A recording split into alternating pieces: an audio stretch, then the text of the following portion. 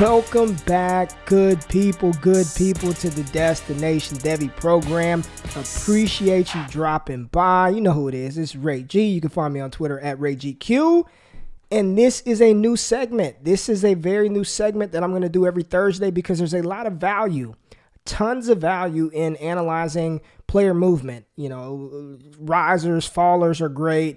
But what can we actually trade these players for? What are they going for? If you want to acquire Clyde Edwards-Helaire or Christian McCaffrey or Nick Chubb, we'll be talking about those three guys tonight. Then you can see some of the moves that I've actually done.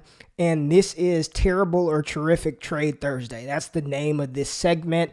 And I am actually live right now. I am live on YouTube with my patrons. Appreciate all of my squad members. I got Cole in the house. Jonathan, Brandon is in here.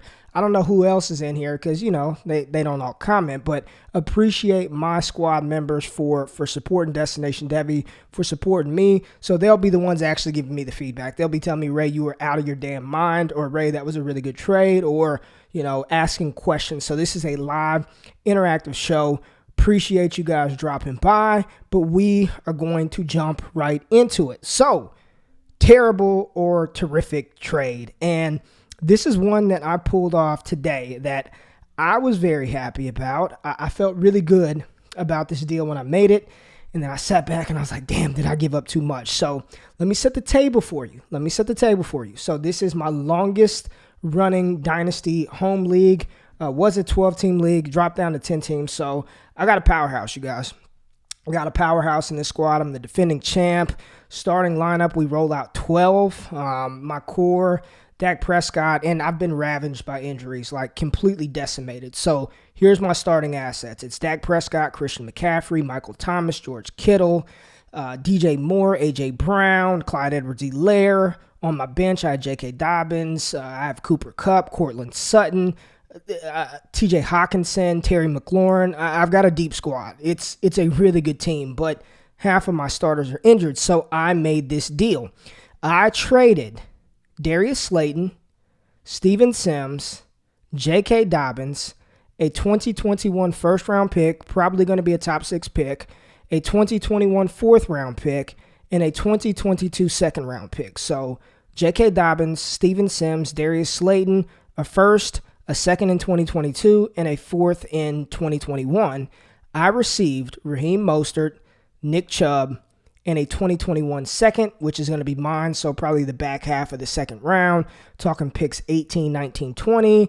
So still good value. This is super flex, tiered PPR, half point for running back, full point per reception for wide receiver, and 1.5 receptions for the tight end. So I received Nick Chubb, Raheem Mostert, and a 2021 second for J.K. Dobbins, Steven Sims, Darius Slayton, a first, a fourth in 2021, and a second in 2022. A lot of my league mates felt like I overpaid. I overpaid a little bit. I don't feel like I did. I think Nick Chubb, there's a lot of talk. I've seen a lot of talk about Nick Chubb being a sell candidate on Twitter lately, and I'm not buying it. I'm not buying that right now at all. I want all the Nick Chubb that I can get, and to add him to a team that I will return Christian McCaffrey and Clyde Edwards-Helaire and Kenyon Drake and Dak Prescott and Michael Thomas and George Kittle, it seemed like a no-brainer win for me in that situation. Is that terrible or terrific? And I'm asking you squad members right now, let me know if that was a bad deal or a good deal for me. Giving up Dobbins, giving up the draft capital, giving up Darius Slayton in order to receive, and Raheem Mostert, I know, 28-year-old running back, never really did anything until last year. That was more of a depth piece for me, but Nick Chubb was the prize jewel in that deal for me. I think J.K. Dobbins is a fantastic running back. We're not going to, see the full extent of what he can do this season outside of a Mark Ingram injury, but with the team that I had, built to win now, I felt like it was a good deal, and Cole has come in and said, given the context of your squad, it's terrific. So thank you. He played the game. That's what I want. Play the damn game. It was a terrific trade for me, and I think it's a good trade for the other person who they've got a bottom tier team right now. Now they possess, I think, 3 or 4 of the potential top 5 picks in the 2021 draft. Nick Chubb isn't rotting away on his roster. He's got like 4 firsts, 3 seconds. So I thought it was a good trade for both. That rare win-win. Nick Chubb was doing him no good. And tip, if you're in a league and you've got a league mate who's got a bottom tier team is not going to make the playoffs, they're not going to compete, and they've got older players. And I know Nick Chubb isn't older, but like a George Kittle, a Nick Chubb, a Cooper Kupp, go try to trade for those players because they do that team no good rotting away on a roster that's not built to compete. Like when I go to trade, that's what I look for first. I look for those teams that, they're not going to compete. So why the hell do you have George Kittle on your roster if you're not even competing for the next couple of years? Just a small tip, go out there and scour the bottom of your standings and hit up those guys because most of them want to get better in the long term. So it could be an easy way to make a deal. So appreciate you guys. I did get a feedback right here. Good deal. JK might haunt you in a couple of years. That's the price of doing business, right? And with that team, again, CEH on the roster, CMC still going to be there. I think I'll be okay, but Dobbins is an absolute stud. Can't argue it one bit. All right. Next deal I want to talk about was one I made in a 14-team tiered PPR league. Again, half point for running back, full point for wide receiver. I've got a playoff team, but wasn't a strong. I think I made it to the second round of the playoffs last year. Playoff team, and I wanted to get better. So here's a deal where I sent Christian McCaffrey. So the deal was I received Josh Jacobs, N'Keal Harry, a 2021 second for Christian McCaffrey in a 14-team Superflex tiered PPR league. I don't even want to tell you the rest of my roster because it's pretty good. It's a good roster. I've definitely made the roster stronger, but just off of the trade, I give up Christian McCaffrey. I get N'Keal Harry, Josh Jacobs, and this is devy. So the 2021 second is depleted, heavily depleted, all right? What do y'all think? Terrible or terrific? This is one where I even didn't feel great about it after the fact, but some moves that I made prior to this deal, I acquired Nick Chubb, got rid of Chris Godwin. I got Nick Chubb in the deal. So I'm definitely a strong contender to win the title in that league this year. I don't know. I'm probably going to see some terrible responses from the patrons here, but again, trade. Here it goes. Brandon, terrible in a vacuum. Give up CMC, get Josh Jacobs, N'Keal Harry, and a depleted 2021 second. Probably not my best work. Cole, terrible. So there you go. Even old GQ, as good as I am evaluating prospects, sometimes I'm getting swamped with terribles. Gary, Cole, Brandon, all my boys telling me terrible deal. What deal, Ray? Just got here. I gave up Christian McCaffrey, tiered PPR, 14-team Superflex league, and I received Josh Jacobs, N'Keal Harry, and a 2021 second. And just for this, because this is a good exercise, so some of you guys will be like, good, I won't do something like that. My team in that league is Jared Goff, Nick Chubb, Tyler Boyd, Hunter Henry, Singletary, Higbee, Josh Jacobs, Todd Gurley, Kenyon Drake, Baker Mayfield, and the bench is Rager, Robbie Anderson, N'Keal, Hayden Hurst, Jared Cook. So I'll be in the playoffs. Will I win it? I don't know. A lot of, I think you could have gotten more. Harry in a second isn't a difference in value between the teardrop. Love Jacobs, but agree you could have gotten more. Well, can't win them all, and, that's one where I didn't feel great about it. So I appreciate the feedback, and let's move on to the next deal. So this is a league, and I've actually got one of the squad members in here who I made this deal with. I've made quite a few deals with him. This is a devy league. So those of you, and I told you on the last show, all of yous that Dynasty, you participate in devy, you just don't freaking know it. And the reason why you need to get into devy is because instead of just trading these picks, go ahead and put a face and put value, a player value on those picks. So that's all devy leagues are. Instead of trading a 2021 first, you actually trade Jamar Chase or Rondale Moore or Justin Fields or Rashad Bateman or Jalen Waddle. It's a whole nother layer of Dynasty. You've got your NFL players, you've got rookie picks, you've got devy picks, and then you've actually got players on your roster. So this was one I made where I'll give you the end result. I acquired Clyde Edwards-Helaire in this deal, and I gave up Ronald Jones, Jalen Waddle, Brevin Jordan, a 2021 third, and a 2021 fourth, and received Clyde Edwards-Helaire.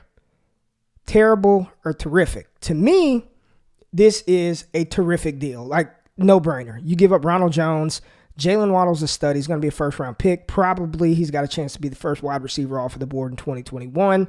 Brevin Jordan is going to be a first-round pick at the tight end position. Complete difference maker. I mean, probably one of the best tight ends that we've seen come out of Miami in quite some time, and that is tight end U. And let me just say this. I know it's terrific for me, and it sounds like, oh my God, that guy, what the hell was he doing? But when I tell you the names of the players that he has on his devy roster, it made sense. And here, like, look at me and listen to what I'm telling you.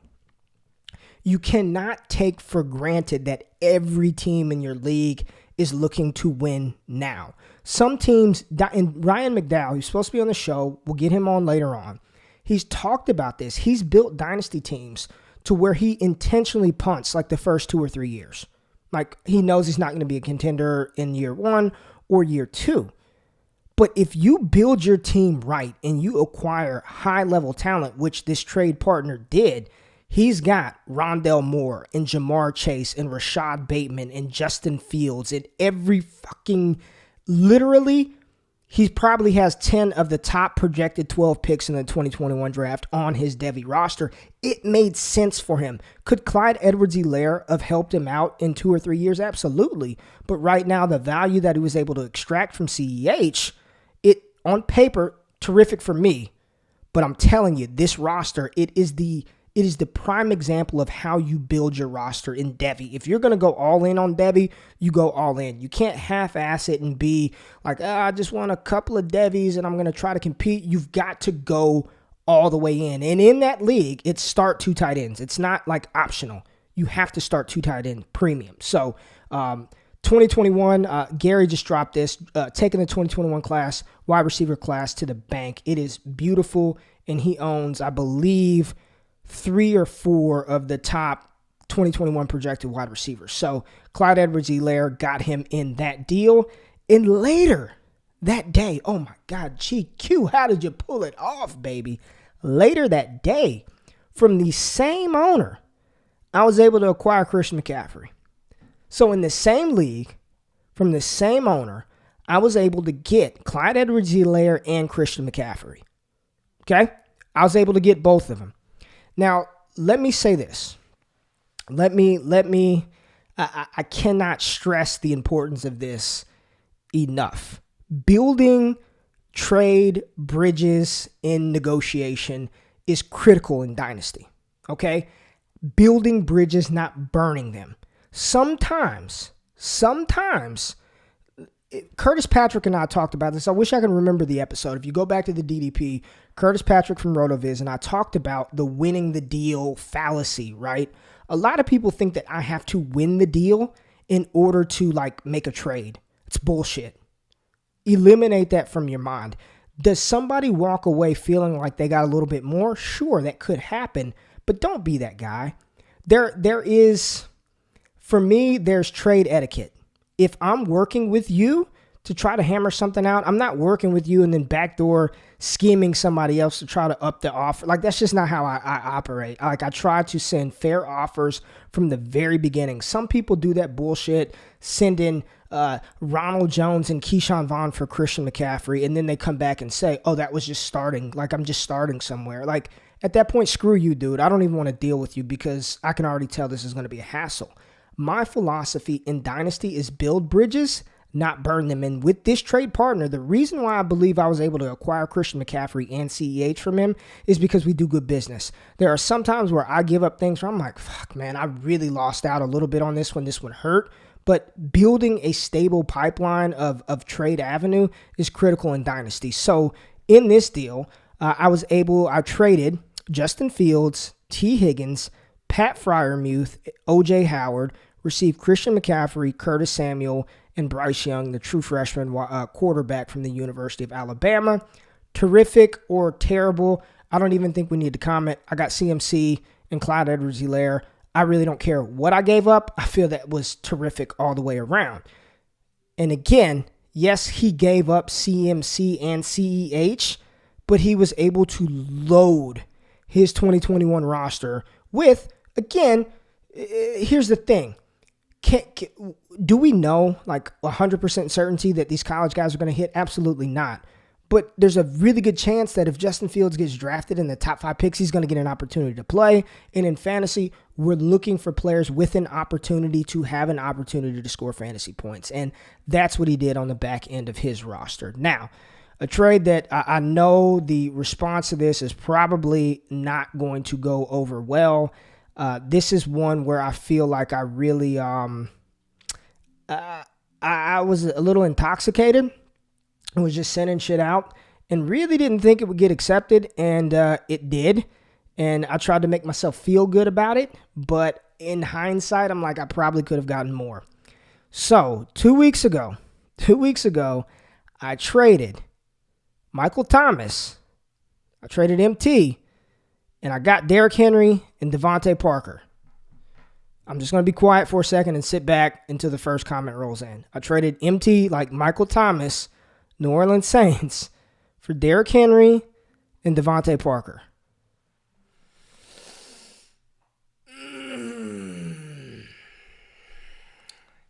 Terrible or terrific. And I had no running backs. I'll just say that. It's Heisman League, Destination Devy Patreon, patreon.com/allgas.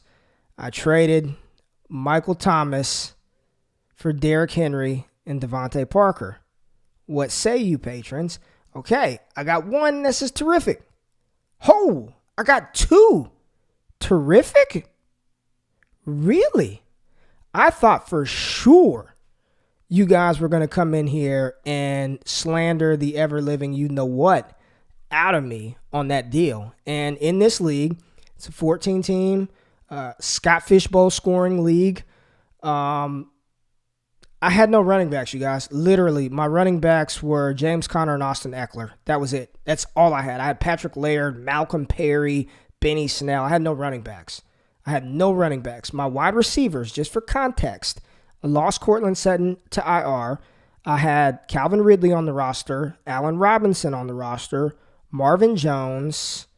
That's really it. So Ridley, Robinson, Marvin Jones. I move Michael Thomas. I get Derrick Henry, who I'm a big believer in Derrick Henry. I know he starts off slow, but I'm a big believer in Derrick Henry, his talent, his skill, and the way that he's built. I just feel like it's longevity. Derrick Henry's going to be in the league for a long time running the ball because that's all he does. But yeah, moved MT for Henry and Devontae Parker. And I've got a lot of could have gotten more. I don't like it. Henry and Parker seem down this year. Not the worst. MT will likely never repeat last year's performance. Definitely see why you had to get it running. I had to get it running, and that's just context, right? But I don't want to provide the context when I tell you. I just want you to hear the trade surface level, and then I'll backfill it with context. But yes, Scotty Phillips, Malcolm Perry, Patrick Laird. I got Wayne Gallman, Cam Akers. So I needed a running back in the absolute worst way. I feel like I could have got more, but that's the thing that I talked about. Like, sometimes I just don't want to squeeze the juice, right? Like, whatever. It's fine. I got it. Got the deal done. I got my running back. I got a wide receiver to fill it. Devontae Parker's good. Devontae Parker, finally, in year 5, he broke out, and he's a solid player for fantasy. So, could have gotten a little bit more, but, yeah, don't hate it. And a lot of people saying, yeah, I definitely see why you made that move. Now, here is I've got one more from me that I want to talk about, and then I want to dive in to some other trades according to DLF's Trade Finder that a lot of you have asked me about, i.e. James Robinson. Today, another acquisition of Nick Chubb. I've acquired 3 or 4 Nick Chubbs on my roster, and today, in a Patrons versus the World League, I traded Tyreek Hill for Nick Chubb and AJ Green. Tyreek Hill, Nick Chubb, AJ Green. Crazy scoring, but just for the sake of the argument, it's PPR. My wide receivers are decent on the NFL side, and then I have some pretty good devy wide receivers coming in. Running back was I'm a little bit of a 0 RB'er, so I really needed to get a running back in that league. So I traded Tyreek Hill, got Nick Chubb, and AJ Green. Terrible or terrific? What say you patrons?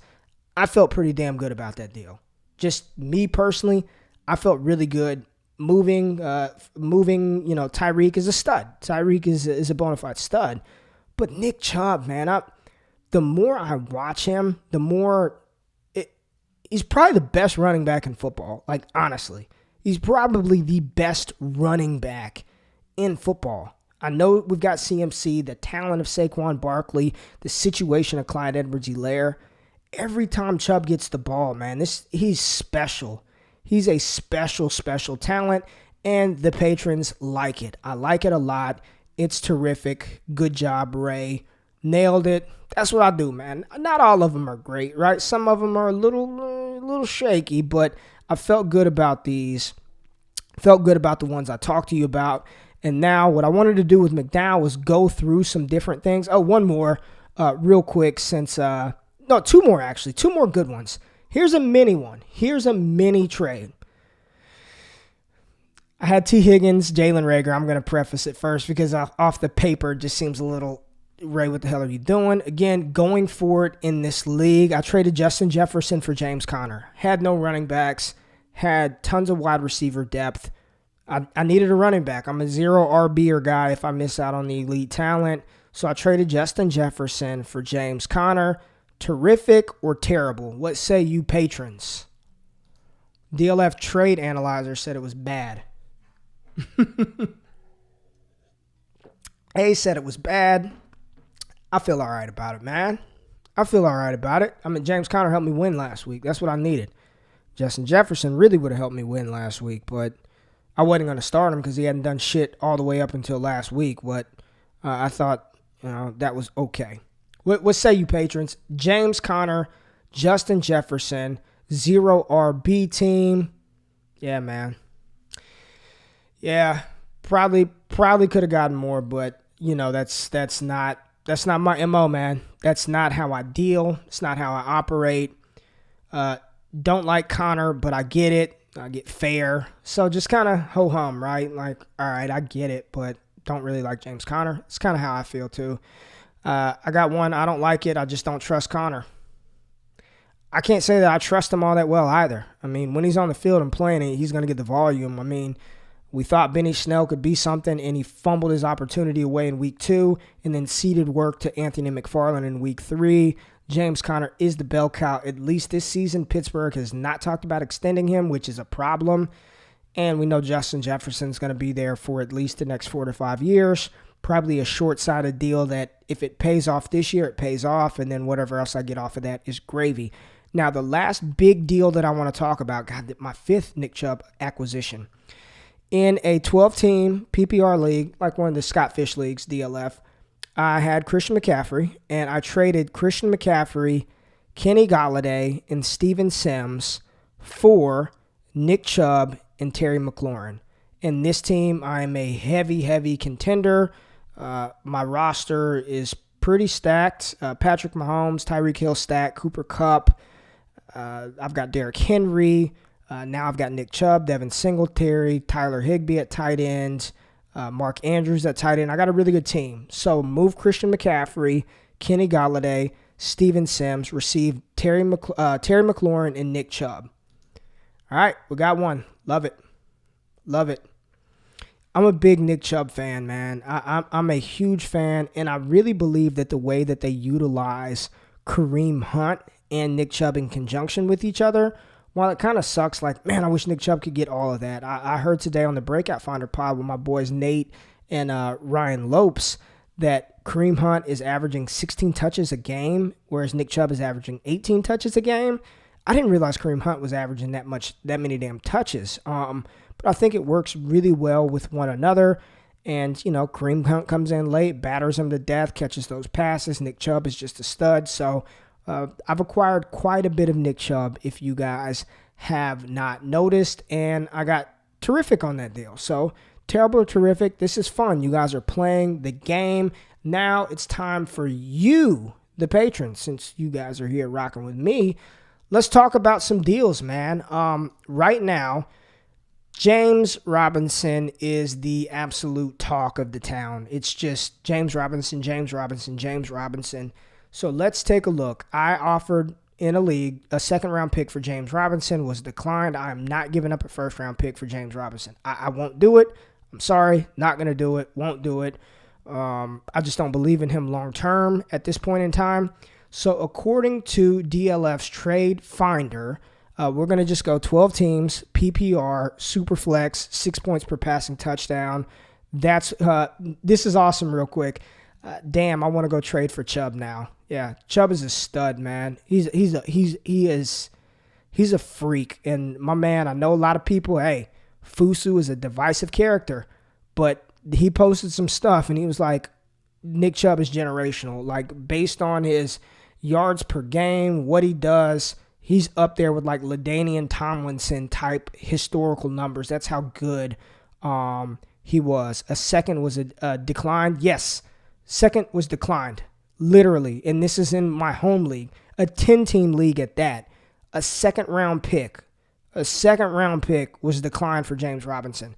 But according to DLS Trade Finder, I mean, here's what he's going for. And I know some of these people. It's funny to see some of these names on here that I just know these guys. James Robinson for Todd Gurley, straight up. James Robinson and Leonard Fournette. Somebody gave up that and received David Johnson, 2021 first round pick, and Trent Taylor. So Fournette and Robinson, DJ in a first, really. I probably would take the Robinson-Fournette side on that one. Good grief, man. James Robinson for Hollywood Brown, straight up. James Robinson for Nyheim Hines, a 2021 second and a 2021 fourth. 2021 second for James Robinson. 2021 second for James Robinson. 2021 second for James Robinson. That's what he's going around. It seems like a lot of second-round picks for James Robinson. Yeah, and in majority of leagues under these formats. James Robinson for Devontae Parker. No way I'm going to take James Robinson for Parker. Like, give me Devontae Parker in that situation.